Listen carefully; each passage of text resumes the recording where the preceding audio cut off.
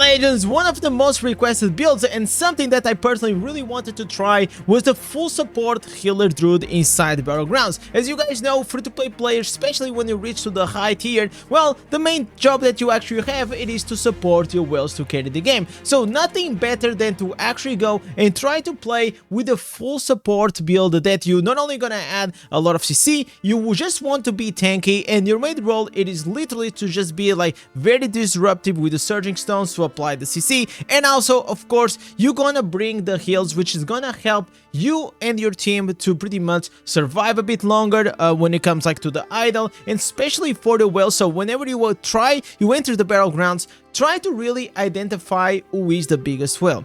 My surprise was that this build, it is actually very tanky, because you know, you have the Raven Swarm. Every time that you're gonna use the Raven Swarm, which is the dash that you have, you're actually gonna become invulnerable. So this is super disruptive, especially for the other team, because they are trying to kill you and you're just like literally just dashing around with a very short cooldown on the Raven Swarm, and it just becomes like very hard to actually hit you. It reminds me a bit of the new werewolf meta build, that every time you're gonna do the lunge, which is the dash of the werewolf, you also become invulnerable, and it just adds a tremendous amount of survivability on top of you just already having the thorns, which is gonna apply a lot of shields. And the good thing about being now Inferno 8 is that we actually have more instances to fulfill the slots that in the past in Inferno 8 they were like pretty much dead slots. So back in the day, we used to have a build for support druid that was only using pretty much like 4 or 5 slots maximum,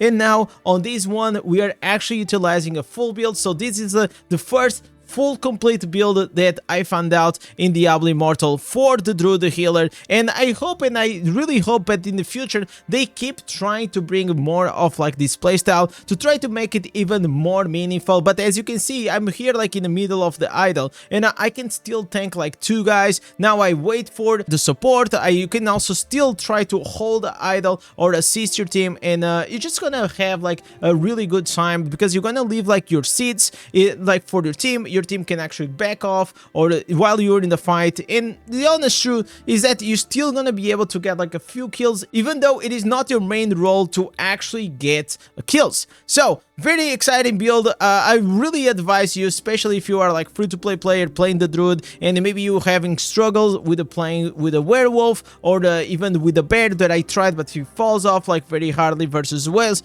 I will advise you, give it a shot on this, because you may actually be surprised the same that I was. So let's go here into the build, because this is actually very interesting. Of course, we are using the Circle of Life, which pretty much gonna create some vines that will grow on the floor, and they will leave some seeds. So you're gonna, if you stand on it, you're gonna be receiving the healing, and then if you go and you cross on top of it, you're gonna get like this extra healing. So this is gonna be extremely good, especially for your teammates, that you guys can go and walk towards it and get healing. Then you're gonna have the Thorns Armor, which pretty much just gonna give you this massive shield that, you know, not only protects but also will increase the damage that people will do against the target. Then you have the Raven Swarm, which has like a really short cooldown, as you guys can see.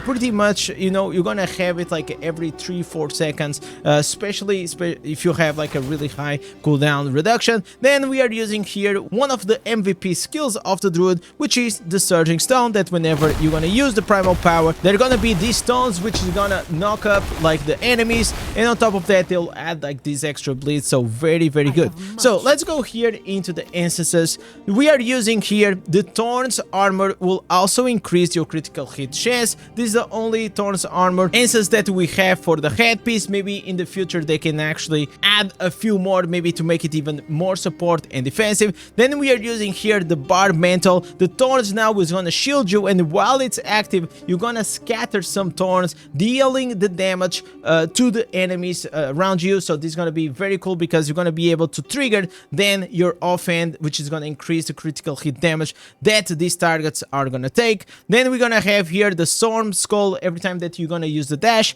you're gonna get an increase of movement speed, and this is gonna be really good for you to kite. Then we are using here the occasional pillar that the surging stone now is gonna be able to deal more damage. It is gonna consume a bit more primal power, but from my experience I found out that, to be honest, it is very doable because you're gonna be in and out of the fights, and you really don't need to have like your surging stone at 100% uptime, and that extra damage will really help to add a bit of more burst. Then we are using here the Underwing Shade. That is the one that is gonna be responsible for you to become un-targetable, and then if you actually don't hit the enemy, you actually gonna have a part of your cooldown being restored. So you're gonna see that whenever I'm gonna use this, I'm gonna become un-targetable, and half of the cooldown comes back because I did not hit the target. If you want to apply some bursts, you can actually go and dash through them, but you know that you're trading a bit more damage in exchange of a higher cooldown.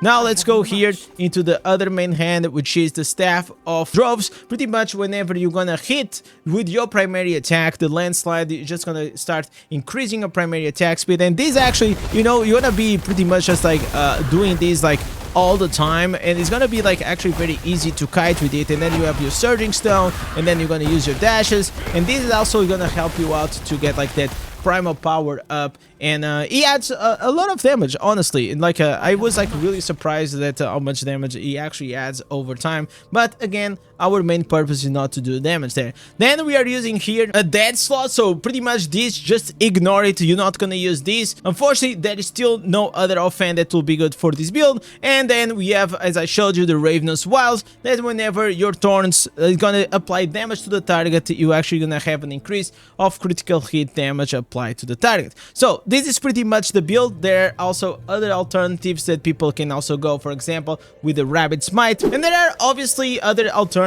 for these support builds where maybe you can go and change it up, like the chess piece, and just focus more on the Circle of Life, Saved by Nature. You can also use Summon Oak Sage, that you can use the Cedric, so you can have this protective, you know, summons around you. There's also a different one that has the Rabbit Smite. So there are like many alternatives. I'm just sharing with you the one that, from the variations that I played, is the one that I had the best results and the one I actually had the most fun. For the stat items, we will be using the 4 pieces Montebanks together with the 4 pieces Vitus, because we're gonna be applying not only to you but also to your teammates this attack speed increase. And obviously the 4 pieces Montebank is gonna be for you to have like this massive shield, so you stay longer inside the fight, and you're gonna be able to apply more shields, more heals, and you're gonna be able to stay in the fight for longer. And because of that, you're gonna be able to heal and apply the knockups and all this good stuff, so your carries inside the game can actually do their job and perform really well.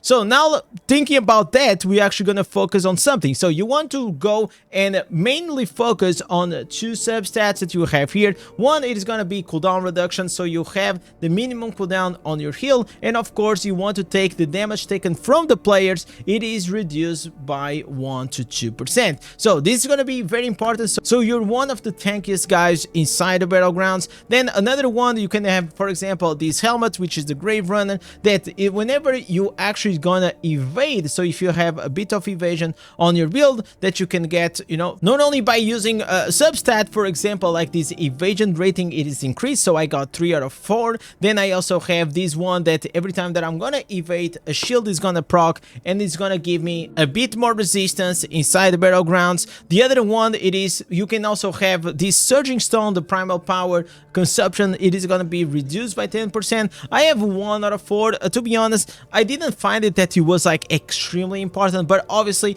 if you're just gonna play maybe with the support, you can have the Surging Stone, Terror Affixes. You can also maybe try out to go with the Thorns Armor sub Affix, and like that you're probably gonna add a bit more tankiness. For the Paragon, we are using here the Gladiator because we are playing in the defensive way, so the cheat dead will actually help us to stay alive at least a bit longer. Then we are also using the First Aid. Then we are using the Hold Your Formation, that each party member that are near you, they will have the reduced damage take by 2.5%. Then we're gonna have the Sacrifice, where your death grants an additional damage reduction to all the party members for 6 seconds. So this is actually something that if you see that you actually gonna try to sacrifice, sacrifice for your team, sometimes it can come very clutch, and probably also is gonna help your team. But if you don't want to go with this, maybe you can go with the uncontrollable, which is gonna make you immune to a loss of control at least every 30 seconds, or even just go here with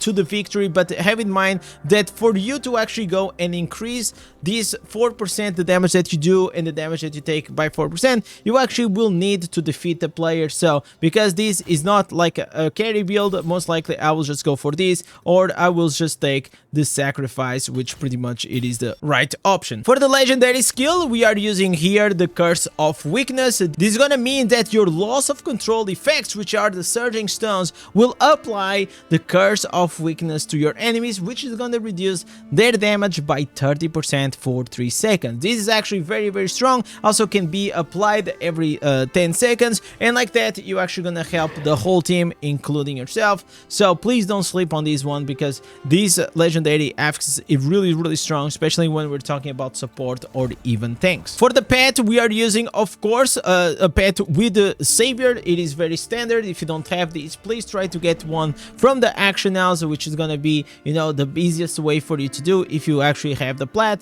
and try to have one that is gonna have like high resilience. But you know, first of all, if you don't have one, just try to focus in buying like the cheapest one that you can with the savior, and it's still gonna give you this cheat dead by 3.3 seconds every 75 seconds, which is like still pretty good, and it's gonna change completely your experience inside the PvP. Then we're gonna have here the Warband Room, which is gonna use the protector, because it's gonna make you more tankier and it's gonna make you bigger, which is gonna increase your movement speed. Also the Avil's Blade is gonna give you this extra shield. It's gonna increase your block chance. So overall, it is very cool. Now here on the curse sets, well, pretty much you want to try to go with a 6 pieces nettled and also 2 pieces ghost, because whenever this ghost is gonna be spawned, this is gonna take a bit of the damage that you are receiving, and the 6-piece nettled pretty much is gonna reflect part of damage, and it also is gonna make that your enemy is gonna have an increased damage by 16%. So it is very strong, and above all, I will tell you guys that the playstyle of this build, it is actually really fun. So this is the full support healer druid build.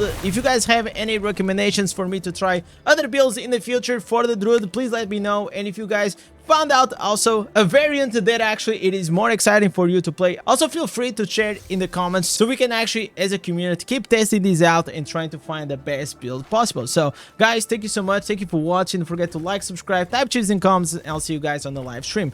Peace.